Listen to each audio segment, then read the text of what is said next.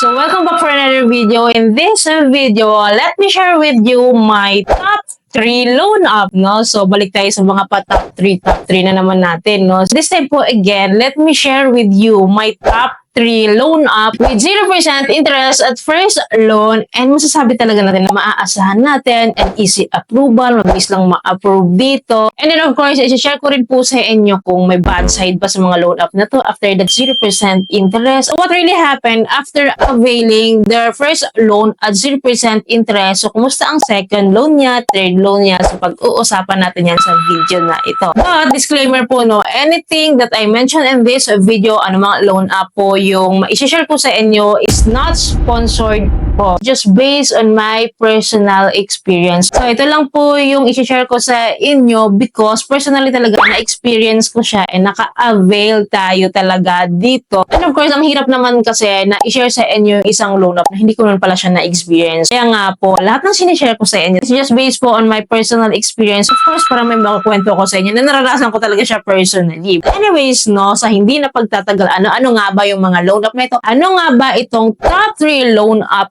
ko? Masasabi kong recommendable siya at first loan. The first loan app that I experienced po talaga with 0% interest is si Peso Ready. Yes po, alam ko familiar na kayo kay Peso Ready. So we really know Peso Ready na isa siyang SEC registered po and then CIC submitting entity po siya. Sa legit loan app po itong si Peso Ready, no? And I share ko sa inyo yung experience ko kay Peso Ready. I avail dyan sa first loan, second loan, and then hindi na ako nag-avail ng third loan. Experience ko dito kay Peso Ready at first loan, no? So legit siya. Legit siya na makakapag-apply ka agad. Legit siya na maa-approve ka kaagad kapag nag-apply ka sa app nila, upang downloading. And then hindi rin crucial yung application niya. Easy application lang din naman talaga siya. 0% interest talaga siya at first loan. Then I availed that. But meron pa rin siyang fee. So hindi siya flat na 0% interest talaga. And then buo mo siyang makukuha. So legit po siya na 0% interest. Pero kasi interest yon. So meron siyang disbursement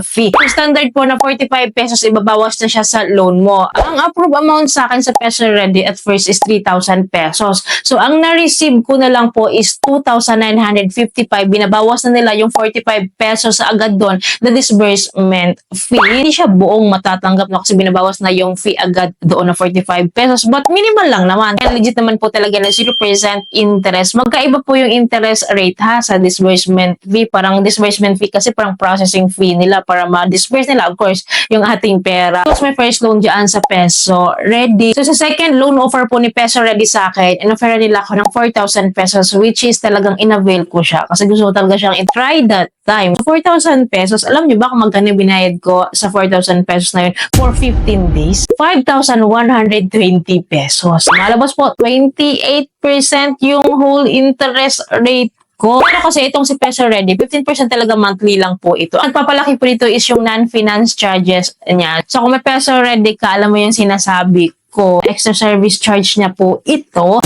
And ito yung hindi maganda dito. Kasi nga na lumalabas siya 28% sa 15 days. So imagine that ha. So 56% siya in 1 month. So grabe, mataas siya. For your information, meron hack dito no sa Peso Ready non-finance charges na pwede po natin i-waive. So yes po na waive ito, maproseso lang. Kasi parang kukontakin mo yung customer service nila, mag-i-email ka sa kanila na i-waive mo, ipapa-waive mo itong non-finance charges kasi hindi mo naman siya kailangan. So ang babayaran mo lang yung interest rate nila. So, pwede po yun. Nagawa ko na po yun. By the way, next loan up tayo. So, second loan na po that I've experienced po with 0% interest rate at first loan, which is si OLP or si Online Loans Pilipinas. Alam ko napaka-aware na kayo lahat dito kay OLP or Online Loans Pilipinas kasi talaga masasabi natin na isa dito sa pangmasa. By the way, si OLP po is a SEC registered and submitting entity din po ito. So masasabi po natin itong legit loan up po itong si OLP. And for your information, alam ko aware na kayo na si OLP is talagang twin ni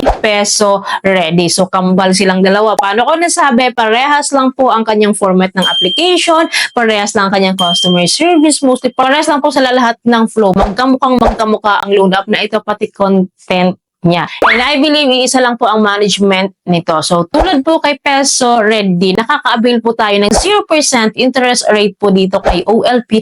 Easy application lang din po, mabilis lang tayo ma-approve dito. At first try, wala namang crucial na hinihingi si OLP katulad kay Peso Ready, no? So, dito sa OLP, no, tulad nga po kay Peso Ready, 0% interest din siya at first loan, but meron din po siyang disbursement fee worth 45 pesos. So, kung 1,000 pesos po yung approved amount mo sa OLP, ang makakarating na lang sa'yo po is 955 pesos kasi nga po, binabawas na nila yung 45 pesos na disbursement fees. And again po, yes, legit siya na 0% interest. So, sasabihin niya naman 0% interest pero may fee pala, may hidden charges. So, FYI again, ang interest rate po is different from their services fee and processing fee, like disbursement fee po nila. Magkaiba po yun. So, wala naman po talaga hinihinging interest rate sa first loan itong si OLP. Only the disbursement fee or the processing fee kapag din-disburse na siya sa account natin. In terms of harassment naman, wala akong na-experience dito. Ano, okay naman yung customer service ni Peso Ready tsaka ni OLP.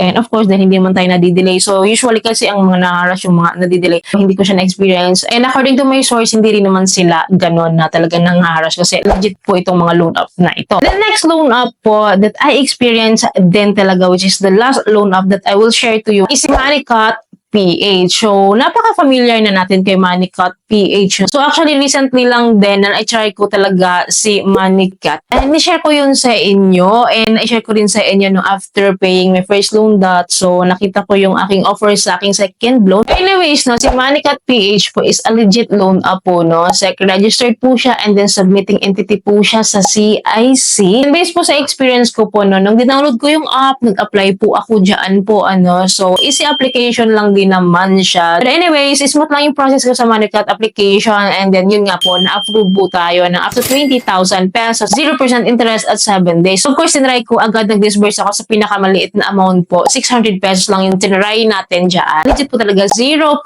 interest and buong-buong mo siyang makukuha. Wala siyang processing fee, wala siyang disbursement fee. Pasok agad talaga sa ating bank account. But remember ha, 7 days lang ito at 0% interest. 2 days before my due date, binayaran ko na siya and then yun nga po, after kong magbayad, so meron agad tayong offer agad 20,000 pesos pa din, ano. Minimum amount to loan ko na dyan is 1,000 pesos and then the maximum is 20,000 pesos. And then nakita ko na po itong kulay ni Manicut na napakataas po ng kanyang interest rate. Kaya nga po, hindi ko po tinalo yung aking second loan dito sa Manicut kasi hindi ko nagugustuhan yung interest rate niya na umabot po siya ng 56% a month. Grabe. As in, 0% interest siya sa first loan pero sa second loan, third loan, or repeat loan ka dito, no? So, babawian ka din. So, kung hindi ka aral or hindi ka aware sa ganitong loan up, talagang mabibiktima ka dito. And very disappointed din ako sa loan up nito kasi legit siya eh. So, SEC-registered siya. So, CIC submitting entity siya and then ganito siya ka-loan siya. Hindi siya makatarungan, no? Napakataas, guys. 56%. Kakayanin nyo ba yun? 28 days to pay lang yun na 56%. So, kaya nyo ba yun? To be honest lang ako dito kay Manicut kasi yun talaga yung experience ko currently ngayon kaya hindi ko siya nagugustuhan